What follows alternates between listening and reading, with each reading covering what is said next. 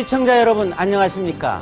세월호 침몰 당일 정윤희 씨가 만났던 사람은 정재계 거물들을 단골로 두고 있는 마당발 역술인이었습니다. 검찰은 정윤희 씨와 가까운 이 역술인의 존재를 왜 노출시켰을까요? 역술인에 얽힌 미스터리를 집중 조명해 보겠습니다. 오늘 황호택이 만난 사람은 북한에서 꽃제비로 살다 탈북한 김은주 씨입니다. 그녀는 11살 때 일주일 동안 굶다가 죽을 고비에서 유서를 쓴 적이 있습니다. 한국에 와서 서강대 중문과를 졸업한 그녀의 이야기는 프랑스와 노르웨이에서도 책으로 나와 유럽 독자들의 심금을 울리고 있습니다.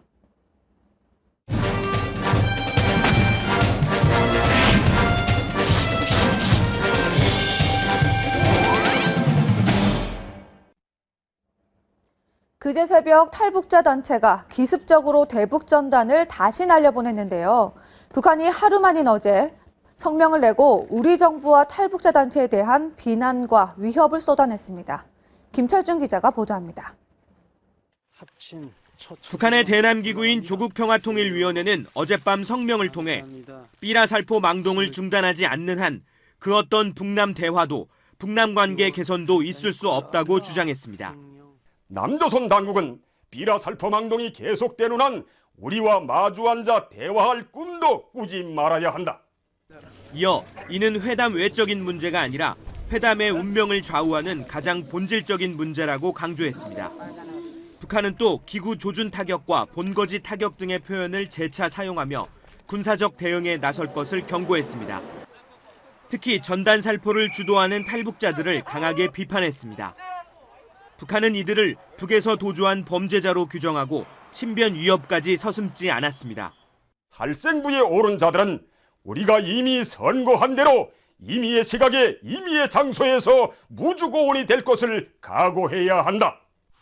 이와 함께 북한은 삐라살포 행위는 국제법적으로 명백한 전쟁 행위라며 유엔을 비롯한 국제사회에서 이를 문제 삼겠다고 천명했습니다.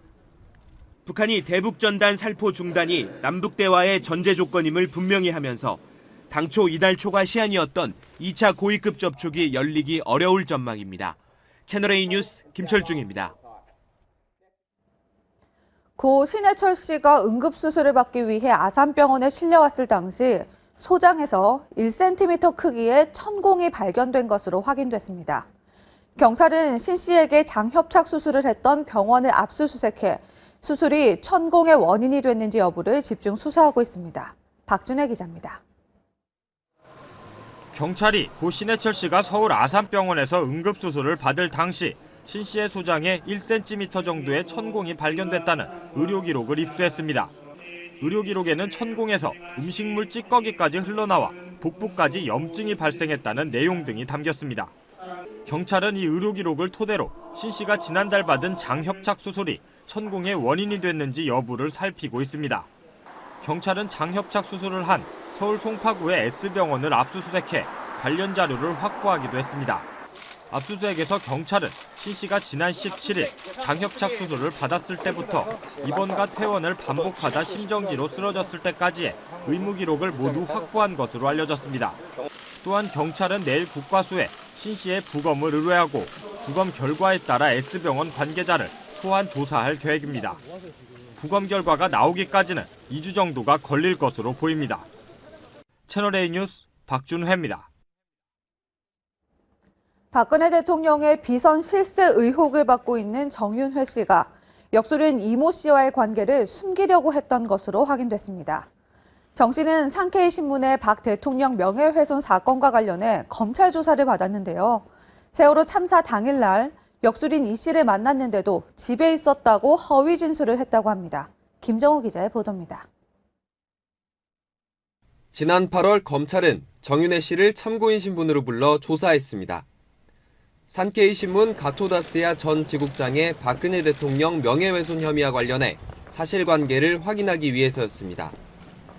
정 씨는 1차 검찰 조사에서 세월호 참사 당일인 4월 16일 서울 강남에 있는 집에 있었다고 진술했습니다. 역술인 이모 씨에 대한 이야기는 전혀 하지 않았던 겁니다. 하지만 검찰은 휴대전화 통신 기록을 추적해 정 씨가 세월호 참사 당일 서울 평창동에서 통화한 사실을 확인했습니다. 그제서야 정 씨는 그날 역술인 이 씨를 만났다며 말을 바꿨습니다.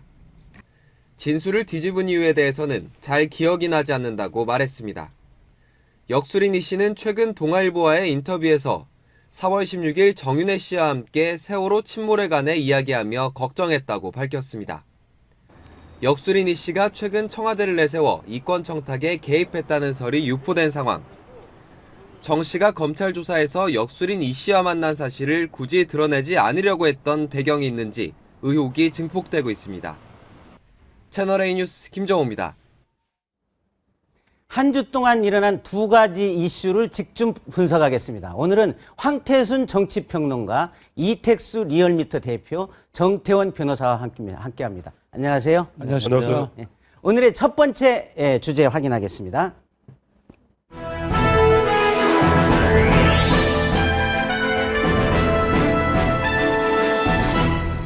예, 박근혜 전 대통령의 비서실장 정윤회 씨가 세월호 참사 당일 역술인 이모 씨를 만났다고 합니다.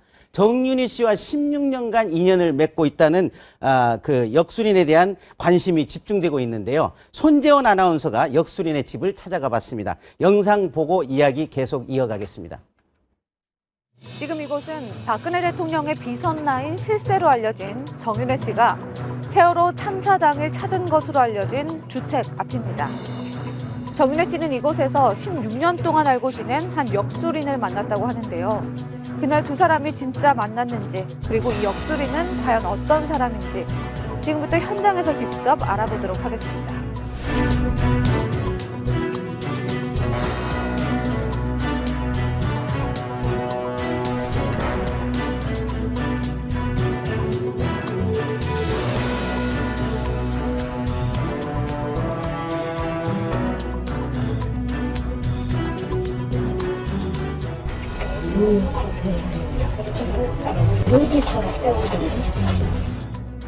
그네는 그네를 타고 안철수는 철수하고 문재인은 문제만 일으키고 살아니까 화난 거 아니야. 1년이면 뭐 1년 아닌가.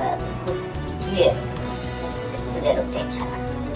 이 사람이 시험을 사람은 아닌가 보다.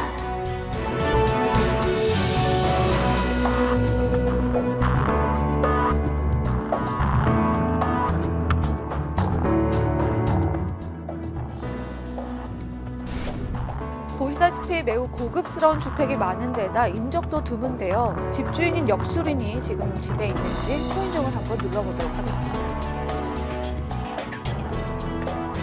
네, 저 방송국에서 나왔는데요. 혹시 계실까요? 네, 혹시 언제 오시는지 알 수 있을까요? 문제의 그날 이 두 사람이 정말로 만났다면 세월호 사고 당시 박근혜 대통령과 정윤회 씨가 함께 있었다는 상케이신문의 보도는 거짓이 됩니다. 다만 이 역술인이 정윤회 씨 등 대통령 측근이나 실세 이름을 팔아서 이권 청탁 등에 개입한 것은 아닌가 하는 새로운 의문이 제기될 수 있어 보입니다. 지금까지 평창동에서 아나운서 손지연이었습니다. 예, 아까 좀 실수가 있었는데요. 정윤회 씨는 박근혜 대통령이 국회의원을 할 때 비서실장이었습니다. 그러니까 전 비서실장이죠. 이 손재원 아나운서가 세월호 침몰 당일 정윤회 씨가 찾아간 역술인이 살고 있는 평창동 집을 찾아가 봤습니다. 이 여야 거물 정치인을 많이 알고 있는 것으로 알려져 있는데요. 그 황태순 평론가께서는 정치권에 계실 때 이 역술인 이야기를 들어본 적이 있습니까? 이모 씨요? 예. 처음 들어왔어요, 이번에. 예전에도 보면 이런 게 있더라고요, 보니까. 역술인, 또 무속인들 중에서 보면 의외로 예전 그 장군들 이름을 많이 쓰는 사람들, 뭐 조자룡, 또 이세민 당태종 이세민이죠. 마치 이번에 이모 씨도 아마 그 이름 비슷한 것 같은데, 그런 식 이름 쓰는데, 저는 모르겠어요. 이번에 신문 나면서 그 이모 씨가 이야기 나오고 보니까 여야 굵직굵직한 정치인들 50명이 단골이다 그러는데, 조금 전에 이 씨의 지인이라는 정모 씨, 이렇게 아까 보니까 잠깐 인터뷰 나왔잖아요. 예. 근데 아까 박근혜는 그네를 타고 안철수는 철수를 하고 문재인은 문제만 일으킨다. 이미 2012년 한 중반경에 우리 술 먹으면 늘 했던 얘기거든요. 그거 누구든지 다 할 수 있는 얘기지. 예. 그게 신통력 있는 건지 모르겠어요. 예. 그 정윤희 씨와 역술인 이 씨가 16년간 이 인연을 이어왔다고 해요. 그리고 최근에는 특히 한 달에 2번씩 만났다 이런 이야기를 했는데 이 역술인의 과거 행적에 조금 좀 미심쩍은 데가 많아요. 과거 누구를 처벌받게 해주겠다 이런 청탁을 받고 돈을 챙겨서 본인이 처벌을 받은 전력도 있고요. 또 최근에 동아일보 보도에 따르면은 정윤희 씨는 물론이고 박 대통령과도 가깝다 이런 이야기를 했다고 그래요. 어떻게 보세요? 사실이라면 좀 문제가 있는 거 아닙니까? 그렇죠. 이제 사실 이제 역술이를 그 정치인 찾아다니는 것 자체가 어떻게 보면 옛날 구시대 행태거든요. 요즘처럼 SNS가 발달하기 전에 역술인들이 이제 어떻게 보면 정치나 마찬가지로 일종의 여론 조작도 할 수 있는 능력이 있다고 봐야 됩니다. 왜 그런가 하면 정치인들 이런 사람이 다 찾아오게 되면 정보도 굉장히 풍부합니다. 그래서 그 다음에 누군가의 그야말로 멘토 역할을 해줄 수 있거든요. 그래서 그런 점에서 어떻게 보면 어떤 인적인 영향을 미칠 수 있는 힘이 있다고 볼 수가 있고요. 또 그러다 보면은 정계 재계의 거물들도 찾아올 수 있고 또 그럼 그 와중에 내가 누구한테 부탁해줄게 할 수 있는 얘기가 나오죠. 근데 실제로 그렇게 돈을 받고 하게 되면 그거는 우리 법이 금지하고 있는 알선수재나 그런 범죄 행위가 되는 거죠. 이분도 보면은 2000년도에 이호 여사하고 어쩌고 해가지고 구속됐다 벌금으로 나왔다 그러고 2006년도에 누구 구속시켜주겠다 해가지고 징역 1년 6개월에서 샀다고 하거든요. 그러니까 지금도 만약에 그렇게 하고 있다면 그건 명백한 범죄 행위고요. 근데 그 사실 여부는 이제 문제가 되면 수사기관에서 조사를 해봐야 될 걸로 보입니다. 제가 역술인 이 씨에 대해서 자세히 알아보기 위해서 이 씨와 상당히 친분이 있었던 지인과 전화 인터뷰를 했습니다. 먼저 인터뷰 내용 듣고서 얘기 나눠보겠습니다.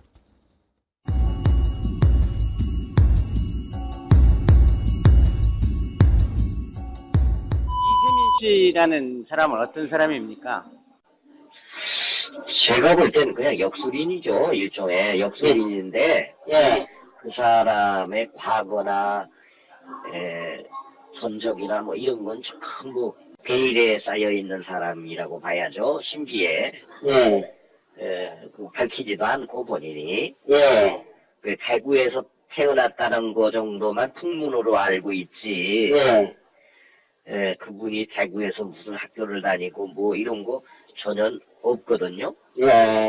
그런데 본인의 얘기를 종합해 보면은 7, 8살에 벌써 이미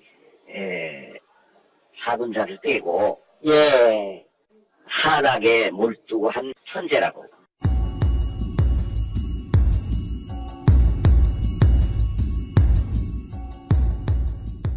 이분 주위에 그렇게 경제인이나 정치인이나 이런 유력자들이 그렇게 자꾸 다가서는 것은 이분이 용하기 때문인가요? 그렇게 봐야죠. 그 사람이 불쑥불쑥 찾아오는 경제인들하고 평범한 경제인이 아니라 이름 대모할 만한 한국에 한 50명 서열이 있는 사람들이 간간히 답답하면은 찾아오는데 찾아오면은 거기에 올 이유가 뭡니까? 자기 기업에 대한 앞으로의 미래 이런 청사진을 좀 듣고 싶어서 오는 거 아니겠어요? 여러 가지 경제 정책의 자문을 조금씩 해줬겠죠. 행복하게 살아가는 세상 만들기 총재 사회 지도층인 자 50명을 선정해서 그런 걸 만들어서 운영하고 계시다는데 50명 중에 우리가 이름을 알 만한 유명한 사람들이 많습니까? 저 명단은 못 봐서 모르겠어요. 근데 말은 그렇게 하더라고요. 그러니까 보통 일반인들이 만일에 소문 듣고 찾아가면 면담을 안 해줘요. 이미 내정돼 있는 40-50명의 지도급 인사들만 예약을 해서 면담하는 걸로 알고 있어요. 지금 방금 인터뷰에서 들으신 대로 정재계 유력 인사, 서열로 치면 경제계 같은 경우 한 50위 이내에 드는 사람들만 골라서 만들고 일반인이 찾아가면 안 만나준다. 일종의 마케팅 전략이라고 봐요. 기가 막힌 전략이에요. 그 부분은 뭐라 그러죠? 고급품. 고급품에서 그런 것 같다 전략인데 갑자기 저희 인터뷰 내용 들어서 한참 웃었던 게 얼마 전에 최태원 회장 SK 최태원 회장 기억하시겠습니다.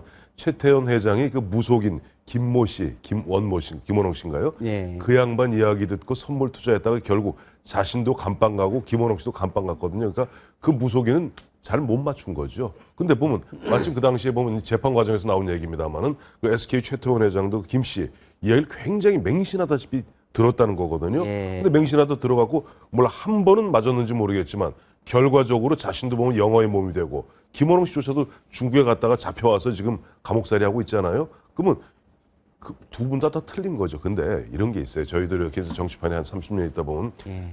국회 정치인들 입장에서는 갑갑합니다. 나는 최선을 다해서 선거를 다 했는데 운동을 다 했는데 미래가 약간 확실치가 않잖아요. 그런데 뭔가 초자연적인 심지어는 죄송한 표현입니다만은 장로님이나 캐톨릭 신자 저같이 캐톨릭 신자도 가서 찾아갑니다.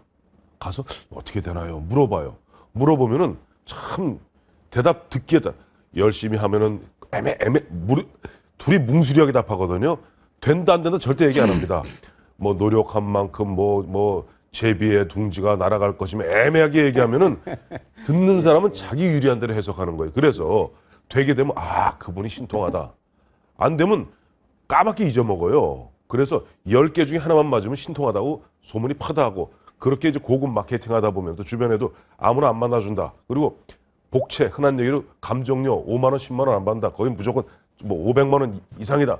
그러면 이상하게 사람들이 더 글로 몰리네요. 왜 그럴까요? 고가 마케팅 전략인 그렇죠. 모양입니다. 예전에 보면 미아리에 점집도 많았는데요. 사실 예. 이제 점을 치는 역술인들의 역할이 사회 발전에 따라서 좀 변했습니다. 예. 예전에는 그야말로 무슨 뭐 동자신이나 장구신으로부터 뭔가 계시를 받아서 미래를 예측하는 것이었다고 한다면 오늘날은 오히려 찾아간 사람에게 어떤 컨설팅을 해주는 예. 컨설턴트로서의 역할이 더 커졌어요. 그래서 예. 구술하는 경우에도 굿의 효험이 없다 하더라도 그로 인해서 이 사람이 마음의 안정을 찾고 했다면 이것은 반드시 사기로 볼 수 없다는 그런 판결도 나오고 있거든요. 예. 그런 점에서 이 역술인들이 어떻게 보면 본인들이 이제 위치를 생각을 하고 이렇게 나쁘게 써서는 안 되고 이 불안한 사람들에게 대해서 뭔가 이렇게 안정을 시켜주고 또 본인들이 또 여러 정보도 있으면 그것도 그 제시해 준다고 한다면 그건 순기내야 볼 수가 있는데 이게 이제 뭐 자기가 진짜 하늘로부터 계시받은 도사처럼 행동하게 되면 문제가 생기는 경우가 종종 있어요. 제가 알기로는 정 변호사님도 장로님으로 알고 있는데 슬쩍 좀 옹호하는 더 발언하시는데 아니 근데 중요한 게 저희 주변에 이렇게 뭐 저는 제가 직접 본 적은 없고요. 가는 분 옆에 따라가서 본 적은 하는 걸 본 적이 있는데 예. 그때 제가 느낀 게 하나 있어요.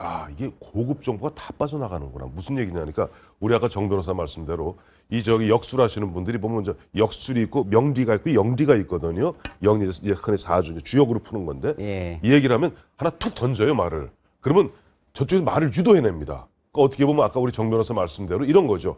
자기 답답한 얘기를 막 풀어내요. 뭐 기업 정보고 무슨 정치 정보고 그러면 가다가 또 그냥 이른바 공자님 말씀 같은 얘기를 또 툭 틀어줘요. 예. 결론은 항상 보면 똑같습니다. 결론은 네가 최선을 다하면 좋은 일이 있을 것인데 만약에 나쁜 운이 슬쩍 기리면 안 좋을 수도 있다. 그 얘기는 저도 합니다. 예. 그건 양심적인 역술인이고요. 이 부적을 사면 당선된다.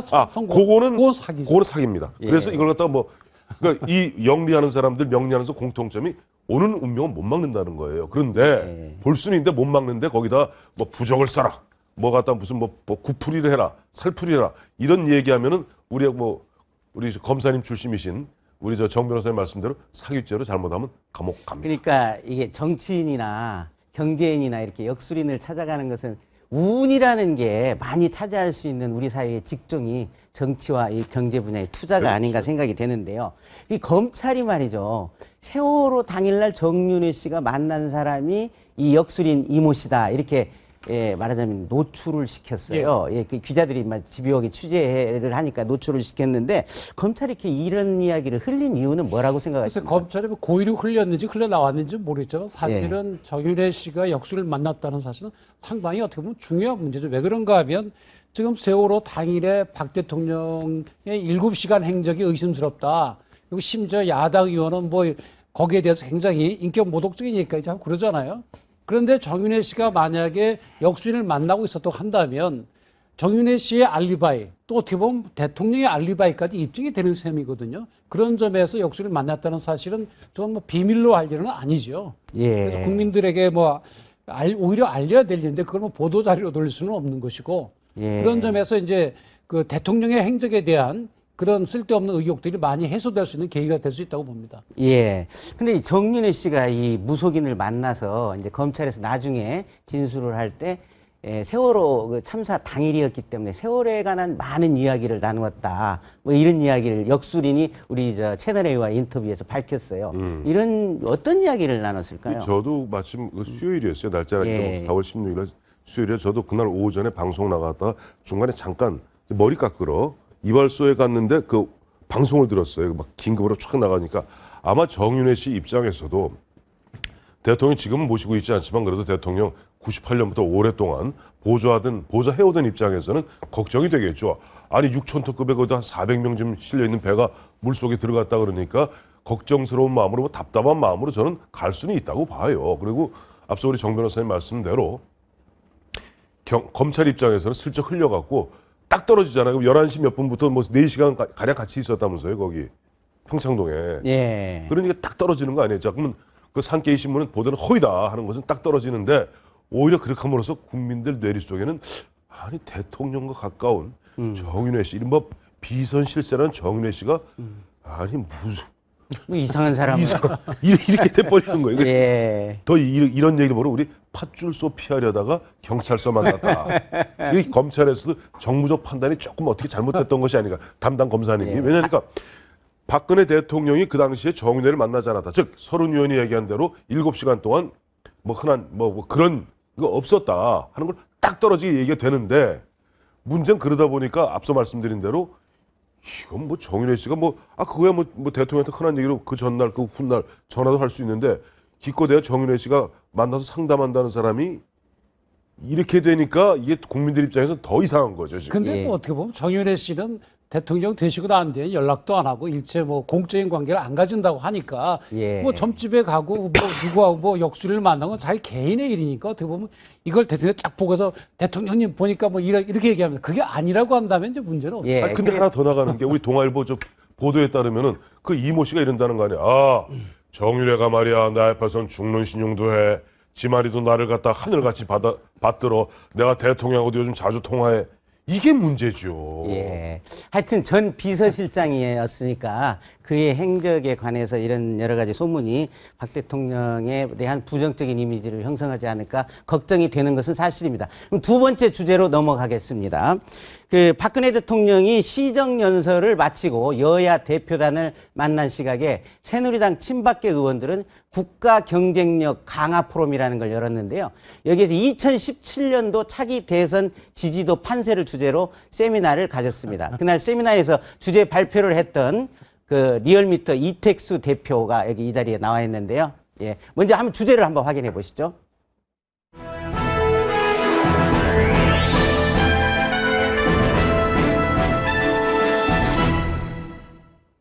예. 그런데 이 친박계 모임에서 박근혜 대통령의 임기가 지금 3년도 넘게 남아 있는데 다른 계파에서 이랬더라면 박 대통령 레임덕을 가속화시키려는 거 아니냐 하는 오해가 생길 정도인데요. 이게 참 이 주제를 누가 정한 겁니까? 원래 이제 이 포럼 이름이 지난 18대 총선 때 여의 포럼이었었고요. 뭐 저 같은 경우는 가끔 이 포럼에 가서 뭐 선거와 관련된 발제를 했었는데 보통 이제 비공개로 했었고요. 근데 이번에는 저는 이제 예상과 달리 이제 그 공개 토론회가 됐었고 주제는 제가 정했습니다. 왜냐하면 한 3주 전쯤에 예. 원래는 최경환 부총리가 이제 발제를 그 부탁을 받았었는데 일정이 안 맞아서 제가 3주 전쯤에 의뢰를 받았었고 보통은 이제 저는 선거나 뭐 정치와 관련된 주제를 발표를 해왔었기 때문에 최근 들어서 이제 반기문 총장이 한길 리서치 조사 결과에 따라서 상당히 부각된 그 보도들이 연이어져 나왔었기 때문에 이제 한길 리서치 조사 결과와 다른 조사기관, 그러니까 저희 리얼미터나 뭐 엠브레인이나 그런 결과들을 좀 비교해서 좀 분석하는 그런 자리를 마련했던 거였는데요. 공교롭게 박근혜 대통령이 시정연설과 같은 날 잡혔었기 때문에 좀 오해가 잡혔었던 것 같고 또 친박 포럼이었었기 때문에 더더욱 좀 그런 성향이 좀 있었던 것 같은데요. 일단 관련된 보도도 조금 그 호사가들의 얘기를 더 많이 귀담아 들은 측면도 있습니다. 왜냐하면 그 방금 이제 자막에도 나왔지만 그 거품이 있을 수 있다라는 얘기하고 다른 조사기관들의 조사 방법도 이제 집중적으로 얘기를 했었던 거였는데 마치 그 자리가 반기문 총장을 띄우기 위한 그리고 김무성 현 대표를 좀 견제하기 위한 자리가 아니었느냐라고 좀 오해가 있었는데 실제 제가 이제 발언했던 내용과 다른 내용이 잠깐 여기 한번 설문지가 이제 그 문제의 한길 리서치 여론조사 결과가 반기문 사무총장이 39.7%가 네. 나오고 박원순 시장이 13% 한 3배를 넘어서서 네. 이게 왜 이런 현상이 나타났는가 했더니 설문조사 6번 문항이 문제였다. 이래서 좀 거품이 있을 때 반기문 유엔 사무총장이 나올 경우 차기 대통령으로 누가 가장 적임자라고 생각하십니까? 요 설문에 무슨 문제가 있습니까? 문제라고 하기에는 그 적절한 표현은 아니고요. 왜냐하면 저렇게 조사할 수도 있습니다. 왜냐하면 보통 마케팅 조사에서도 인지도 조사할 때 보조 인지도가 있고 비보조 인지도 조사 문항이 있는데 이제 저 같은 경우에는 좀 어느 정도 반기문 총장에 대해서 한번 설명을 해주고 넘어가는 보조 인지도 문항과 같이 강조가 된 거죠. 그렇기 때문에 다른 조사기관들이 문항 과정에서는 후보자들의 이름을 부르지 않기 때문에 상대적으로 5% 혹은 뭐 10%포인트 낮게 그래서 이제 오차 범위 내에서 박원순 시장이나 뭐 문재인 의원과 이제 대결하는 그런 경쟁하는 구도로 나오고 있는데 뭐 실제 한길 리서치 조사는 어느 정도 설명을 해주고 넘어갔기 때문에 좀 거품이 있을 수 있다라는 것이고요.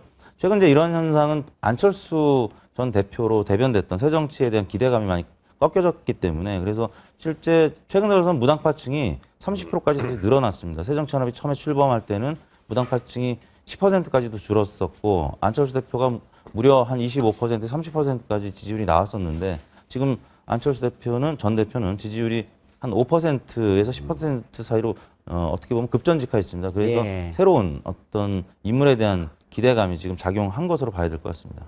예, 그러니까 그 질문에 반기문이라는 이름이 광주에서 들어감으로써 거기에 집중 효과가 나타나서 이제 지지도가 높아질 수 있었다 이런 말씀인데요. 그런데 이 친박계 의원들이 이렇게 이제 이 반기문도 있다. 어떻게 보면 그런 세미나가 돼버렸는데 이제 언론에 뭐 물론 주제 발표자의 의도와도 달리 그 어떻게 보면 이제 새누리당 후보 중에서 지금 여론조사에서 1위를 달리고 있는 건 김무성 대표인데요. 김무성 대표한테 야 이런 카드도 있어 뭐 이렇게 좀 견제하는 의미도 있지 않습니까? 전 충분히 그걸 갖다 그렇게 생각할 수밖에 없다고 생각합니다. 왜냐하니까 아까 좀 한길 리서치 그 밑에 조그만 글씨 나온 거 한번 보세요. 한길 리서치가 지금 조사한 날짜가 마침 묘하게도 공교롭게도 10월 17일, 10월 18일입니다. 근데 아시겠습니다만 10월 10, 그 아래 제일 아래 보면 글자 나오죠. 자막 밑에 뭐 그게 보면 10월 17일, 10월 18일이에요. 10월 16일 날 김무성 대표가 상해 본물 발언, 겸 본물 발언하고 10월 17일 날 아침에 급거 사과한 날이에요. 그리고 이틀 동안 한길 리서치가 여론조사하고 20일 발표하면서 반기문이 1등이다. 나오니까 21일 날 청와대 고위 관계자가 당대표 하시는 분이 실수로 그런 말 했다고 보진 않습니다. 라고 이른바 김무성 대표를 갖다가 그냥 뒤에서 탁 친 거예요. 그런 흐름 속에서 10월 29일 날 유기준 지금 의원 같은 경우는 바로 얼마 전에 최고위원 하셨던 분입니다. 당에서. 최고위원 하셨던 분이고 이른바 친박의 핵심이에요. 친박의 핵심인 분이 왜 갑자기 마침 뭐 발제를 갖다가 우리 이택수 대표가 하시긴 했습니다만은 왜 그런 묘한 이야기를 대통령 오시는 날, 국회 오시는 날 왜 했을까? 그 의도가 있지 않겠는가? 우리 아까 황 주관님 말씀대로 당연히 야 무대 까불지 마. 우리는 반기문 카드도 언제든지 쓸 수 있어. 라는 강력한 경고의 뭐 메시지라고나 할까요? 있다고 봐야 될 것 같아요.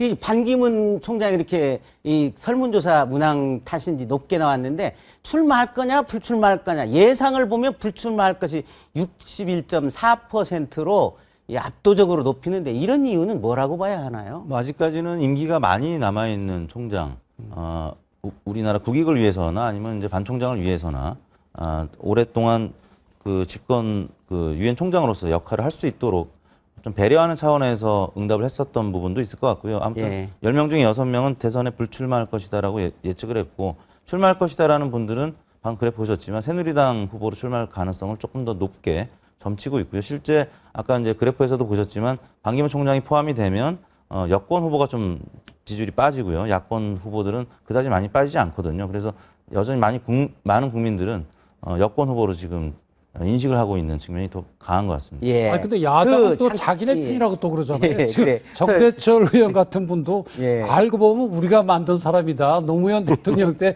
외무개통 예. 장관도 지냈고 유엔 사무총장도 대통령이 만들어준 분이다. 그렇게 공언을 하시고 또 권노갑 또 전 의원 같은 분도 측근을 만났더니 호의적인 반응이 나왔다 이렇게 하셔서 우리 사람인데 왜 또 저 새누리당에서 그러냐 뭐 이러고 있어서 아주 앞으로 반 총장님 고민이 크시겠어요. 예. 박 대통령을 만든 친박계에서 차기 대권 후보를 주제로 세미나를 연 것 자체가 초조함의 소산이거나 김무성 대표를 견제하려는 의도 같다는 해석이 나오고 있습니다. 오늘 말씀 감사합니다. 네, 감사합니다.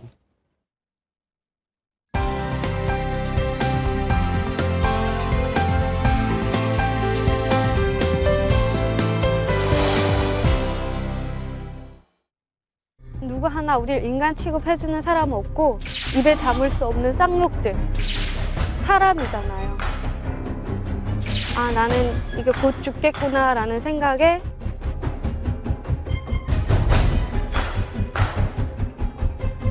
아우디에서 11살에 정말 굶어 죽을 것 같아서 유서까지 썼던 내가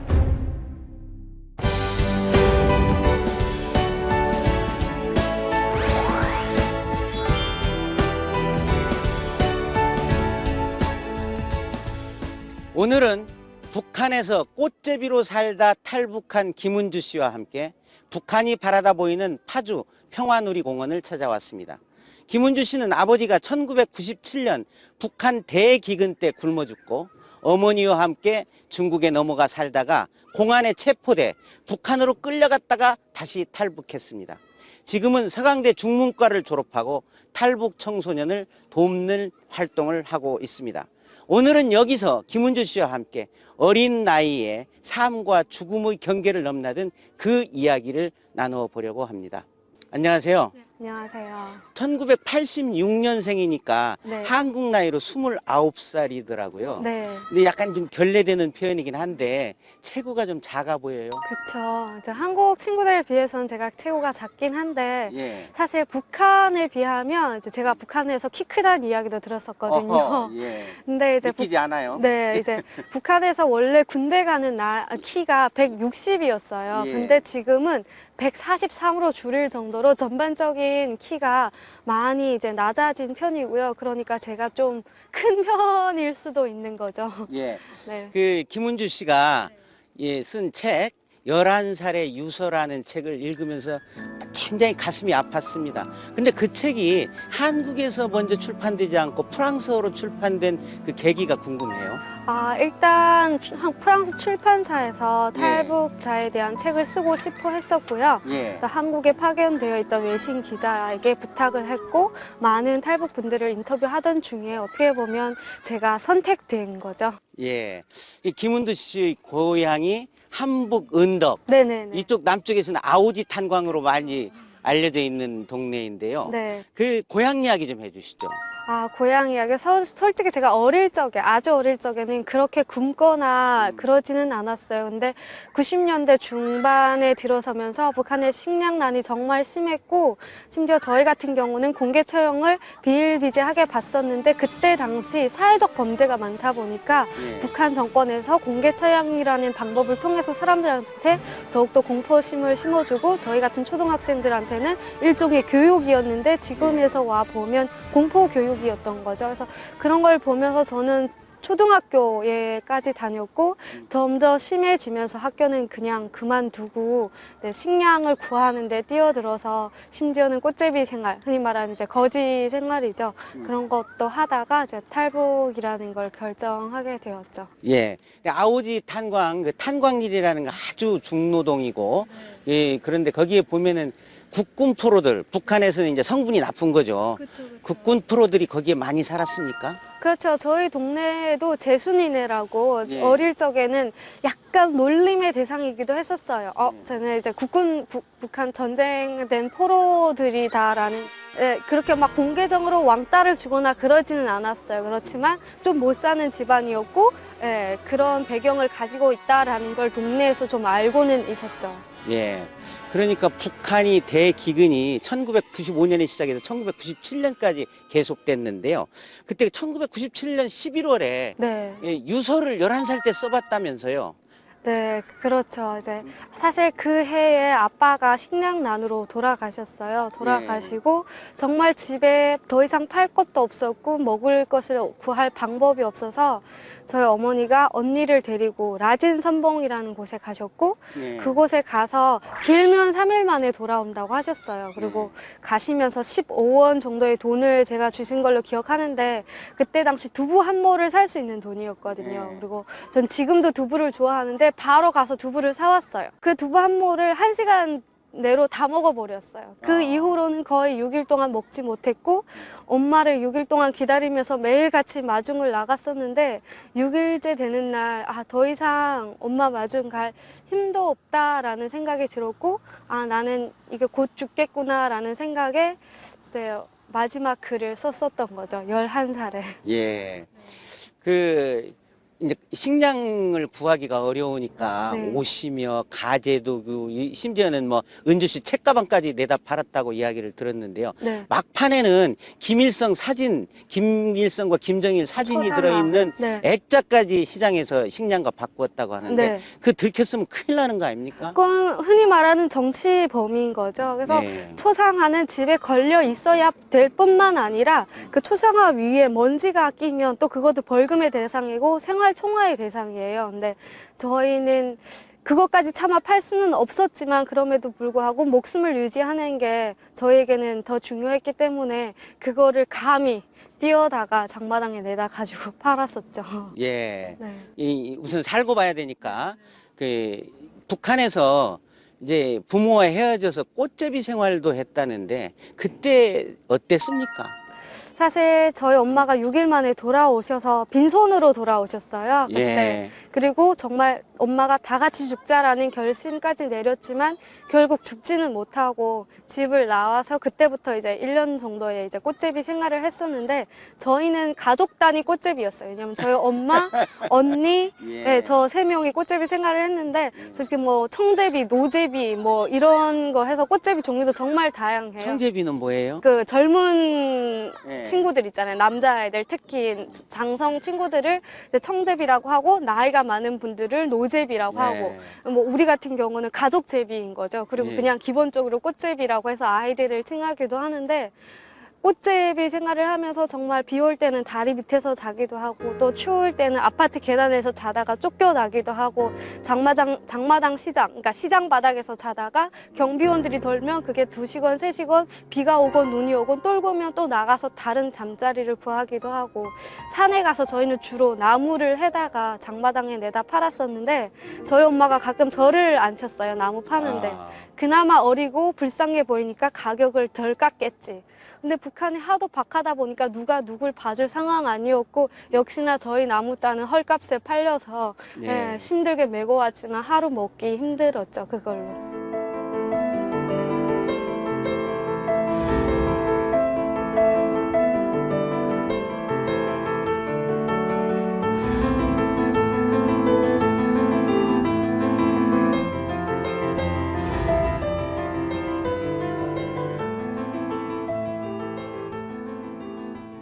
어머니와 언니 은주 씨 세 모녀가 북한, 중국, 몽골, 한국 생사를 넘나들면서 꽃제비까지 생활까지 같이 하고 그랬는데요. 그 어머니가 오늘 이 자리에 함께 나오셨는데 모셔서 한번 얘기 같이 들어볼까요? 네. 예, 이리 오세요.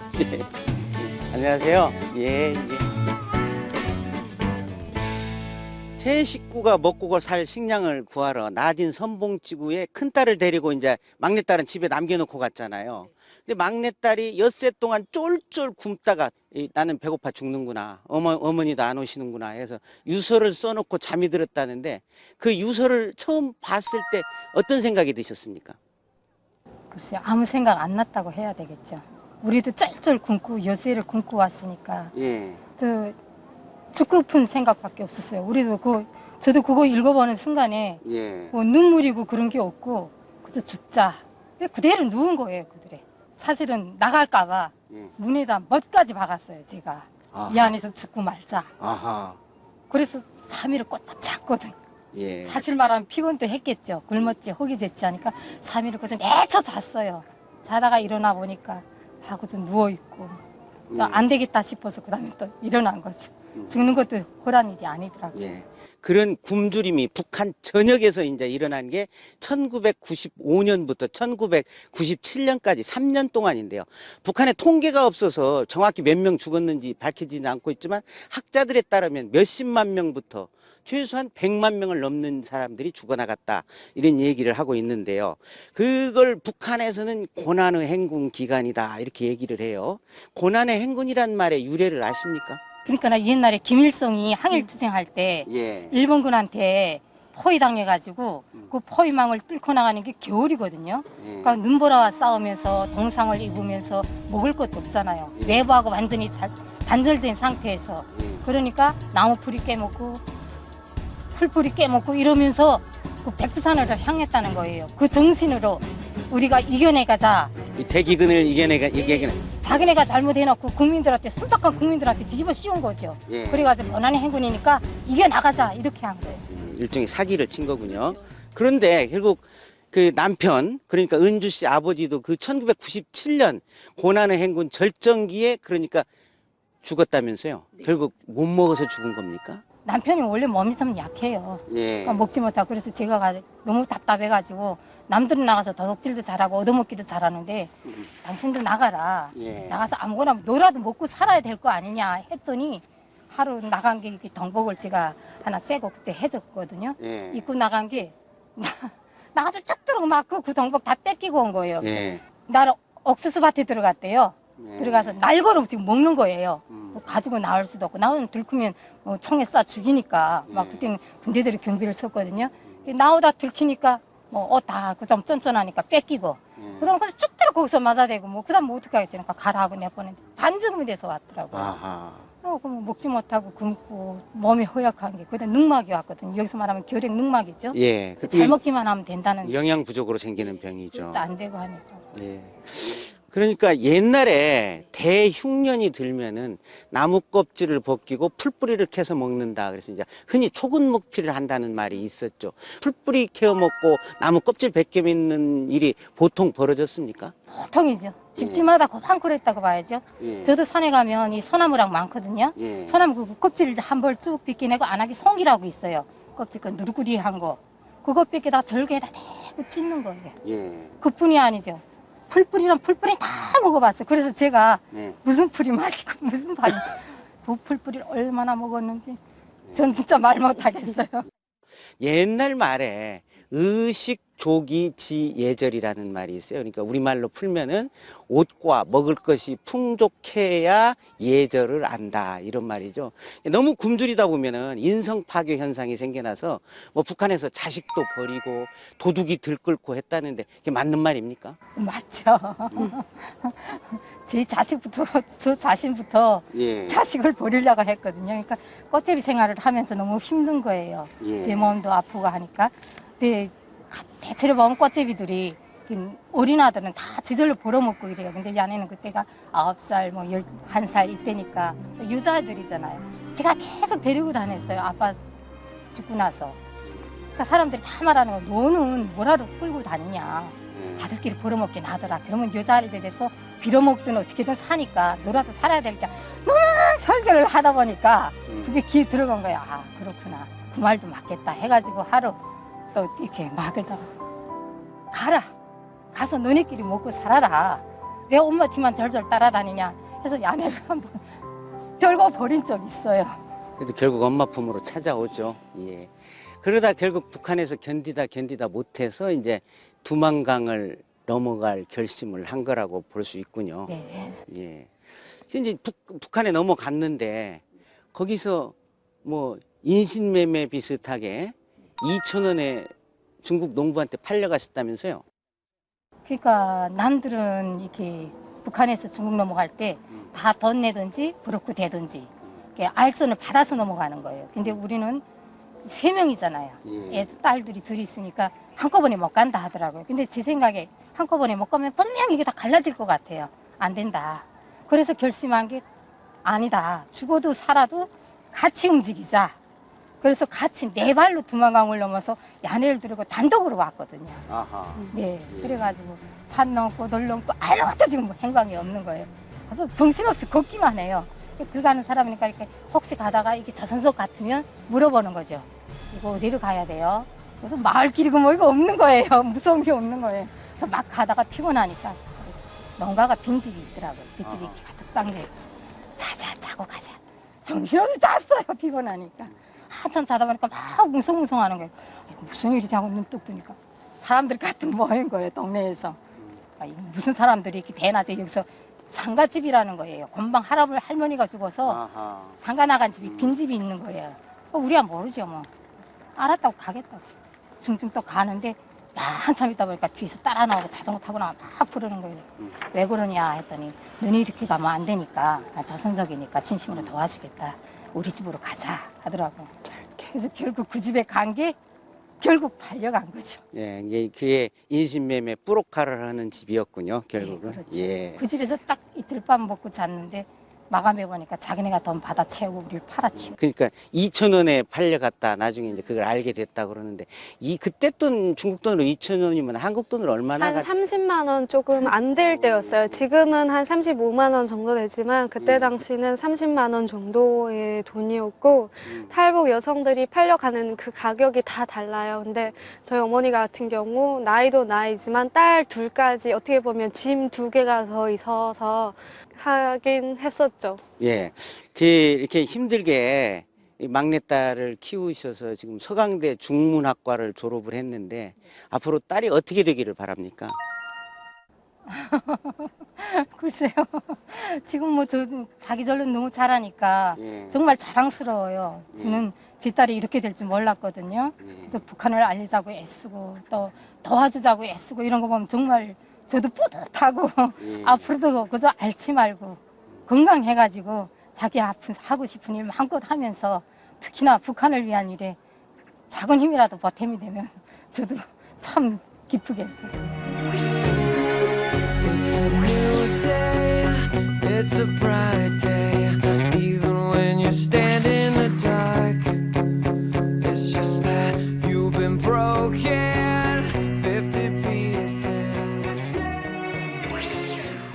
이렇게 중국 가정에서 살다가 주민이 밀고를 해서 공안에 체포돼서 다시 북한으로 끌려갔는데요. 네.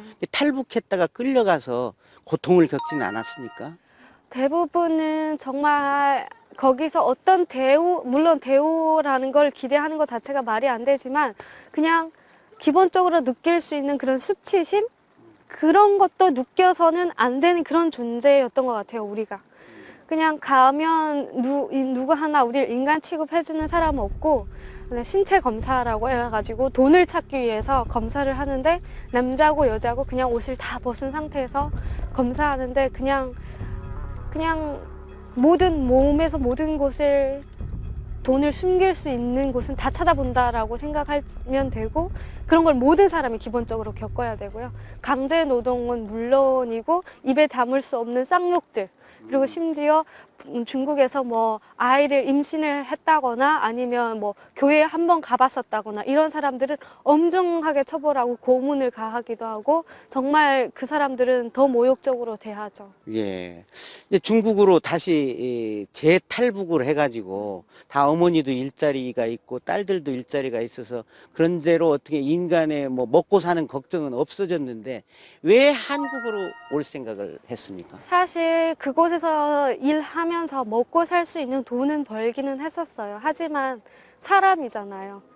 먹고 살고 나면 또 다른 걸 생각하게 되고 더 고차원적인 인간다운 것을 추구하게 되는데 중국에서 저희에겐 미래란 없었고 꿈꿀 수가 없었어요. 언젠가 우리는 항상 북송될 위기에 처해 있었던 거예요. 항상 불안했고 경찰차만 지나가기만 해도 심장이 벌렁벌렁했고 그냥 왠지 누군가 우리랑 눈만 마주쳐도 탈북자인 걸 알지 않을까라는 두려움에 살아야 했기 때문에 안전된 삶을 살고 싶었어요. 정말 쉬운 말로 탈북할 때는 정말 배고파서 배만 채우려고 탈북했는데 중국에 와서 배를 채우고 나니까 자유로운 삶을 살고 싶었어요. 그래서 그건 진짜 자유를 찾아서 대한민국에 온 거죠. 그 불안한 삶을 끝내고 인간다운 삶을 살려고. 예. 그렇게 참 어려운 과정을 거쳐서 공항에 내려가지고 이제 버스를 타고 대한민국의 네네네. 모습을 볼 때 어떤 기분이 드셨습니까? 사실 저는 인천 그 비행기가 이제 내려오기 전에, 착륙하기 전에 상공에서 바라본 대한민국, 인천 앞바다는 진짜 천국이 따로 없더라고요. 파란 작은 섬들과 그 바다 위에서 보트를 즐기는 사람들 너무 아름다웠고, 그때가 9월 1일이었는데 날씨도 그렇게 좋을 수가 없었어요. 그리고 진짜 내려서 차를 타고 달리는 중에 그 고속도로, 넓은 고속도로 있잖아요. 예. 와, 멋있다라는 생각이 있었죠, 처음에. 네. 네, 물론 한국에서 삶은 또 다른 문제였지만. 한국에서도 만만찮은 이 어려움이 있었을 텐데 한국 네. 사회가 경쟁이 심해서 적응하기가 쉽지 않았을 거예요. 한국 사회에서 살면서 가장 좋았던 점은 무엇이고 가장 힘들었던 것은 무엇입니까? 사실 어쩌면 처음에는 외로움이 너무 컸어요. 어디 가서 도움을 청해야 되는지도 몰랐고, 친척도 가족도 아는 사람이 전혀 없었기 때문에 저희 어머니도 그렇고 저도 그렇고 정말 큰 외로움을 가지고 있었는데, 하도 바쁘게 살고 엄마가 바로 취직을, 이제 아기 봐주는 일을 시작하시고 저는 바로 이제 고등학교에 입학을 하고 하다 보니까 바쁘게 살았고, 2년 후에 저희 언니가 한국에 왔어요. 그때 저희 셋이 다시 합쳐서 하나가 된 거죠. 그래서 그때 초기에 정말 마트에 가서 원하는 걸 사고, 저녁에 와서는 또 다시 이제 고향 노래이기도 하고 한국 노래이기도 하고 막 과거 얘기 이런저런 얘기를 하면서 우리가 꿈꾸던 그날이었던 거예요. 셋이 우리만의 집에서 같이 밥 먹고 아침 먹고 나가서 일하고 돌아오면 또 셋이 모여서 이야기 나누고, 꿈이 현실이 된 거죠. 그래서 그때 정말 행복했어요. 근데 지금은 또 여러 가지 열심히 더 살아야 되고 더 해야 되는 게 많고 하다 보니까 삶의 스트레스를 조금 받긴 하는데, 어쩌면 이런 스트레스를 받고 있다는 게 인간다운 삶인 것 같아요. 예. 네. 서강대학교 다닐 때 네. 교환학생으로 미국에 가서 2년 동안 이제 1년 네네네. 공부를 하셨다는데, 그때 미국에 처음 가보니까 어때요? 너무 설렜어요, 갈 때는. 근데 정작 제가 간 학교는 주립학교였는데 되게 시골에 있어서 제대로 된 미국을 볼 수는 없었지만, 제가 자주 이제 기회가 되면 뉴욕이나 뭐 캘리포니아나 이런 쪽에 가서 여행을 하고 했었는데, 제가 뉴욕에 갈 때 새삼 그런 생각이 들었어요. 좀 벅찬 감정이라고 할까요?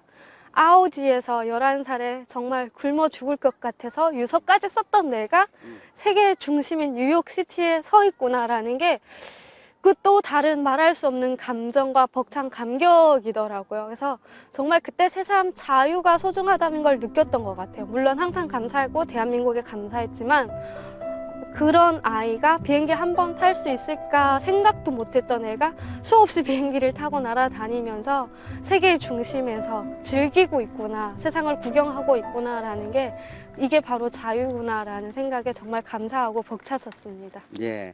지금 이제 서강대학교 졸업하고 네. 탈북 청소년을 돕는 시민단체에서 일하고 있다고 들었는데요.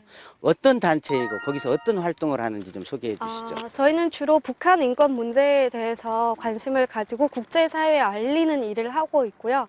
제가 일하고 있는 파트는 교육훈련팀이에요. 교육훈련팀이라서 한국 청소년들에게는 북한의 실태를 알리는 거에 주점을 두고 있고, 탈북 청소년들에게는 학업과 또 한국 사회에 빨리 적응해서 나아가는 그런 거를 돕고 있습니다. 예. 참 29살의 삶에서 참 힘들고 생사가 불투명한 그런 그 어려운 시기를 거치면서 사셨는데요. 앞으로 대한민국에서 김은주 씨가 이루고 싶은 꿈이 있다면 무엇인지 좀 말씀을 해주시죠. 그냥 한 단어로 얘기한다면 어떻게 보면 통일이겠죠. 물론 제가 이룬다기보다는 우리가 이뤄야 될 과제이긴 하지만, 통일이라는 거는 그냥 우리가 뭐 분계선이 없어진다라는 개념보다도 북한에 있는 주민들이 인권을 가지고 자유롭게 살 수 있는 날이겠고, 더 이상 안보 문제, 뭐 전쟁 이런 위협에서 우리가 자유로워지는 날이겠죠. 그리고 그날이 되면 제가 저만의 삶을 더 이상 저의 과거만을 계속 얘기하는 것이 아니라 미래를 바라보면서 미래를 얘기하면서 저만의 삶을 즐길 수 있을 것 같아서 저는 정말 하루빨리 통일이 되기를 바랍니다. 네. 은주 씨. 네. 이게 뭔지 아세요? 네, 셀카봉. 예. 그렇게 인기 많다는. 예. 네. 오늘 우리 둘이 네. 인터뷰한 것을 기념하는 그 사진을 찍기 위해서 네. 제가 이 셀카봉을 준비해 왔는데요. 아, 네. 이 사진 한 장 찍을까요? 들어만 보던 예. 셀카. 오, 잘 나와요. 하나, 둘, 셋.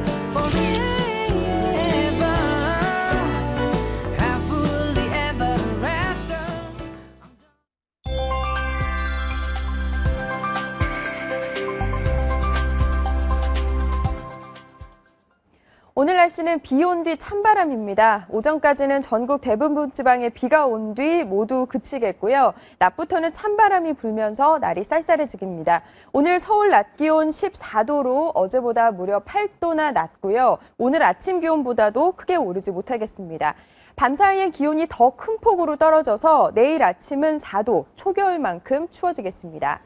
이번 주 아침과 낮 기온 모두 지난주에 비해서 낮아져서 종일 쌀쌀하겠고요. 비 없이 하늘은 계속 맑겠습니다.